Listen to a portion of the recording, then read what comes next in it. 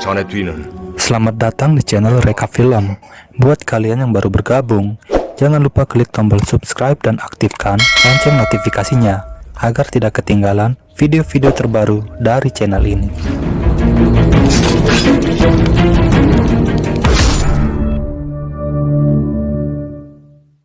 Terlihat beberapa orang pria sedang memacu kudanya dengan buru-buru.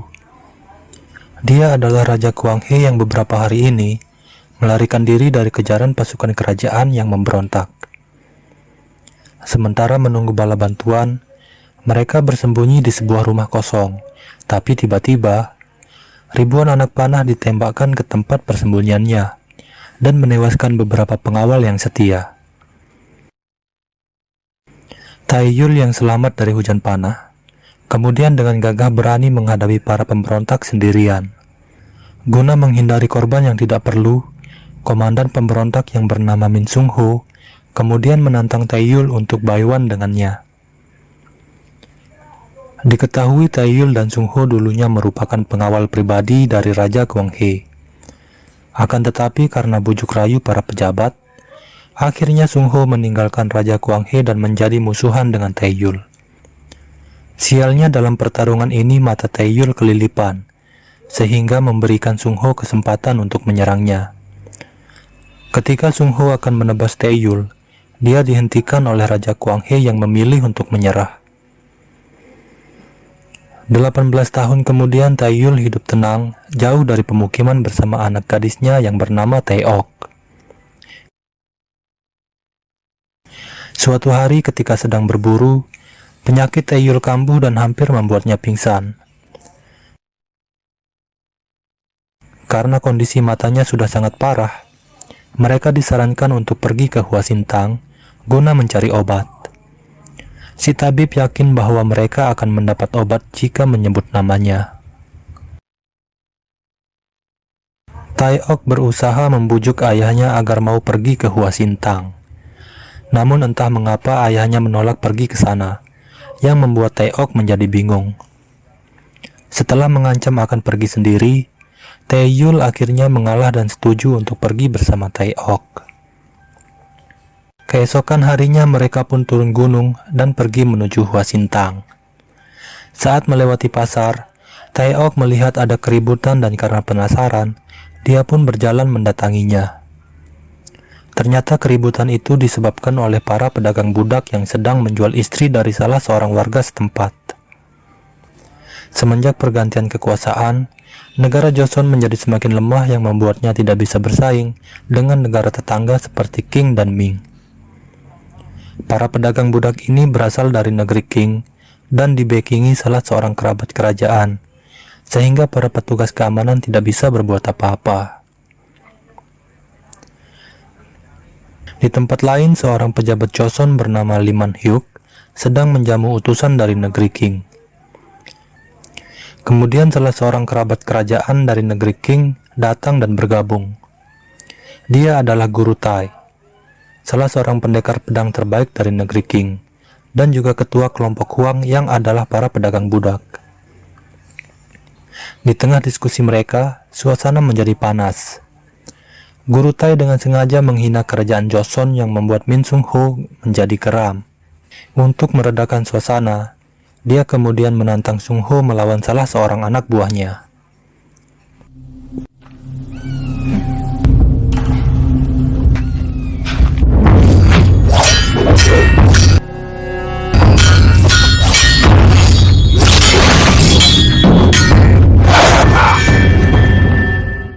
Duel dihentikan ketika pedang Sung Ho hampir menusuk leher lawannya. Guru Tai dan anak buahnya kemudian pergi meninggalkan perjamuan itu. Taeok yang telah tiba di Hua Sintang harus kecewa ketika pemilik Hua Sintang yang bernama Hwason tidak memberi obat yang dibutuhkan ayahnya. Mereka pun pergi dengan kesal karena merasa telah ditipu oleh si tabib.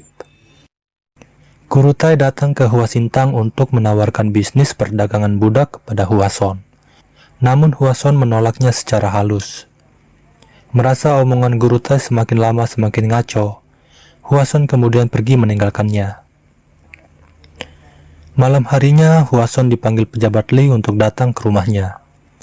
Pejabat Li meminta bantuan Hwason untuk dicarikan seorang anak gadis guna dijadikan anak angkat. Hwason menyanggupinya dan berpikir jika Tae-ok adalah calon yang tepat. Keesokan harinya Hwason mendatangi tempat Tae-ok menginap. Tae-ok terlihat kesal ketika melihat Hwason SKSD dengannya. Hwason mengatakan bisa membantu mendapatkan obat untuk ayahnya. Mereka kemudian pergi ke rumah pejabat Li. Tae-yul yang baru pulang silaturahmi dari rumah teman lamanya tidak menemukan Tae-ok di penginapan. Setelah mengetahui bahwa Tae-ok pergi bersama Hwason, dia pun segera menyusulnya. Pejabat Li menyampaikan maksudnya untuk mengadopsi Tae-ok. Dengan iming-iming akan diberi obat yang dibutuhkan ayahnya, Tae-ok dengan senang hati menerima tawaran pejabat Li. Hwason dan Tae-ok kemudian pamit untuk pulang ke Hwasintang. Sung-ho yang baru tiba di rumah pejabat Li terlihat terpana ketika berpapasan dengan Tae-ok. Bukan karena Tae-ok cantik atau Hwason yang mirip anggota Blackpink, melainkan karena ikat rambut yang dipakai Tae-ok tidak asing bagi Sung-ho. Pejabat Li kemudian memberitahu Sung-ho bahwa Tae-ok adalah anak angkatnya. Saat tiba di Hwasintang, terjadi keributan yang disebabkan oleh anak buah guru Tai. Om-om ini menelanjangi pelayan wanita di sana dan memaksa melayani mereka. Hwason yang tidak bisa menahan amarahnya langsung menyerang bersama pengawalnya. Tapi melawan satu orang saja sudah membuat mereka tak berdaya. Tae-ok datang dan melempar si brewok dengan batu yang membuat pipinya terluka.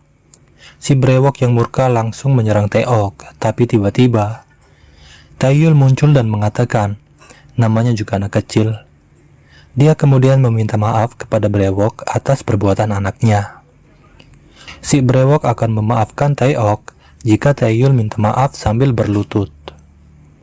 Tae-yul pun menuruti kemauan si brewok, tapi si gundul di belakang brewok langsung menyerang Tae-yul. Akhirnya Tae-yul menunjukkan kemampuannya. Si gundul dianiaya dengan hanya tongkat kecil yang dibawanya. Mereka pun hanya bisa tersipu malu karena telah menyinggung orang yang salah.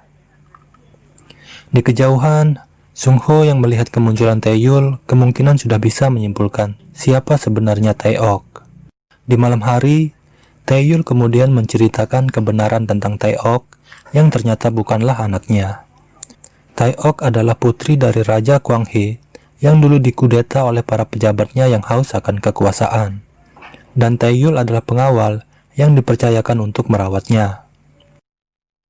Tae-ok yang tidak ingin lagi menjadi beban bagi Tae-yul, akhirnya diam-diam pergi meninggalkan Tae-yul menuju rumah pejabat Li. Tapi ternyata keputusannya ini adalah awal dari bencana bagi dirinya. Keesokan paginya, anak buah guru Tai menceritakan bahwa mereka telah dikalahkan oleh seorang pendekar misterius yang sangat hebat. Guru Tai yang penasaran langsung mengirim pasukan terbaiknya untuk menemukan pendekar misterius itu. Selanjutnya dia menugaskan si brewok dan kawan-kawan untuk mengundang Sung-ho ke tempatnya. Guru Tai tertarik dengan kemampuan pedang Sung-ho dan ingin agar Sung-ho bisa bergabung menjadi pengikutnya. Dia pun menawarkan harta, tahta, wanita bagi Sung-ho. Tapi Sung-ho yang setia pada tanah air beta menolak tawaran guru Tai dan langsung pergi dari sana. Sebenarnya Sung-ho sangat kecewa dengan pemerintahan yang sekarang.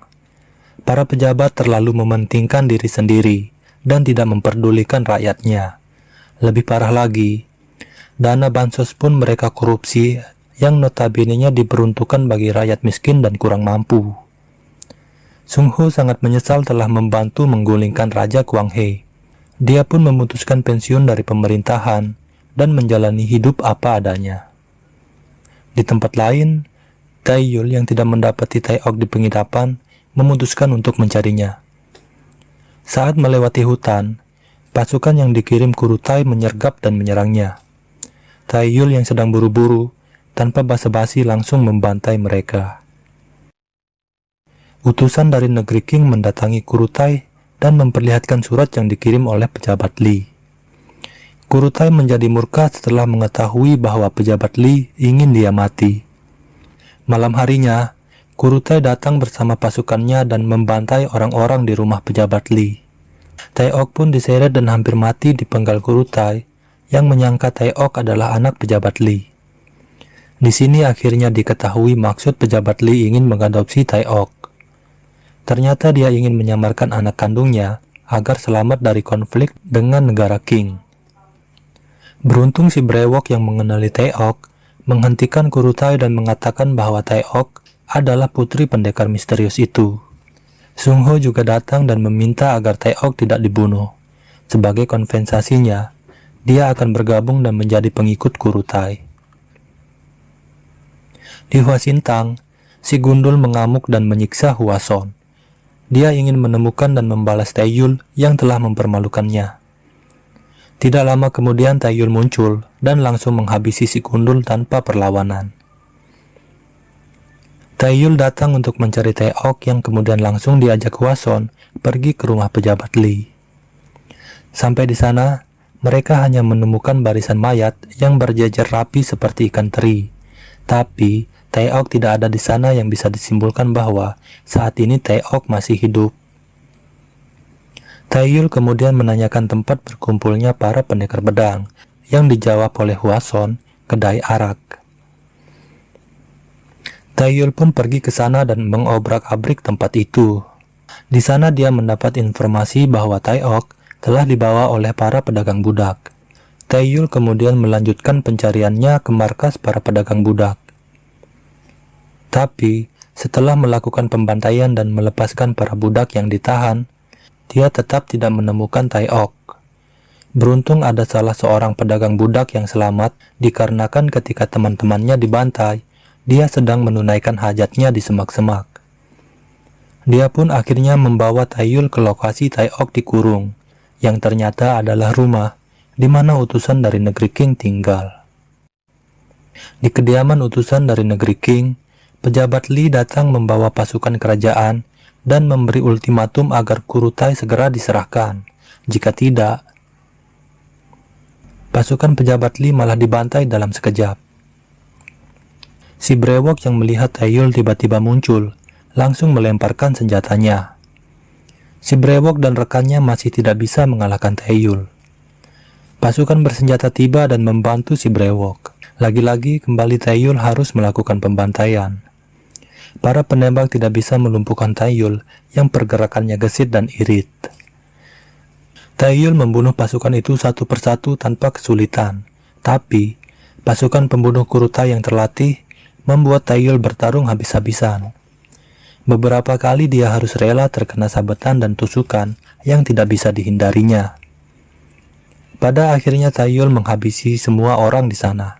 Tapi sangat disayangkan, si brewok berhasil melarikan diri. Taeyul yang sudah sangat kelelahan, ditambah dengan penyakit di matanya yang kambuh, akhirnya terjatuh dan pingsan. Si brewok yang selamat melapor kepada Kurutai bahwa semua pasukannya telah dibabat habis oleh Taeyul. Kurutai yang direndam amarah langsung menghabisi si brewok yang tidak becus. Taeyul terbangun di Hwasintang dan mendapati luka-lukanya telah diobati oleh Hwason. Matanya juga kembali normal dan kini bisa melihat dengan baik. Hwason menyarankan agar Taeyul istirahat dulu. Tapi karena sangat khawatir akan keselamatan Tae-ok, Taeyul pun pergi tanpa basa-basi.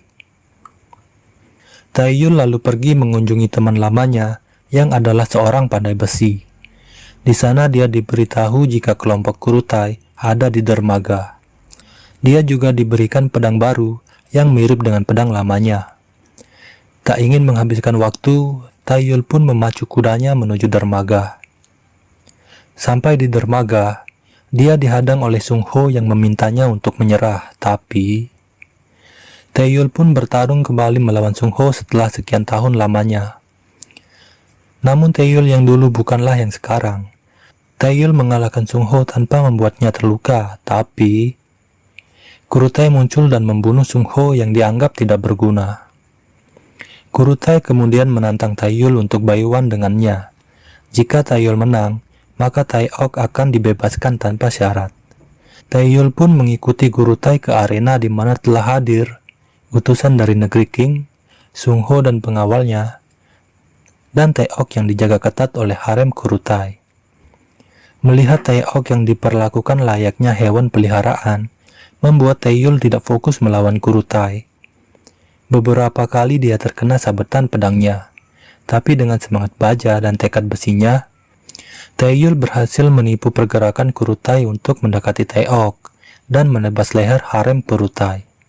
Kurutai yang kalap melihat haremnya terkapar, menyerang dengan membabi buta tanpa memperhatikan kode etik perpedangan yang membuat lehernya tersayat dan dadanya tertusuk pedang Tae-yul yang mengakhiri hidupnya. Selesai sudah perjalanan Tae-yul menyelamatkan anak gadisnya dari perbudakan. Akhirnya mereka kembali lagi ke gunung, di mana mereka menjalani kehidupan dengan damai. Dan film pun